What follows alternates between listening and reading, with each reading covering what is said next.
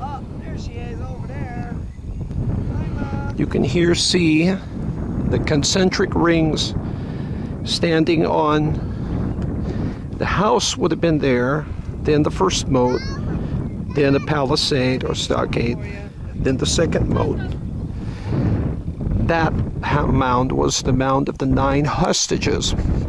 Hostages were kept, 9 meaning 1 from each of the other 4 provinces of Ireland, 1 from here, and then 4 from across the Irish Sea in England. So he was the king of the 9 hostages, meaning that he had hostages from everywhere.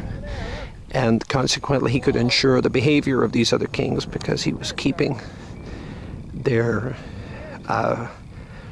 royal offspring as a hostage in a facility built there. But this is a mound, a burial mound.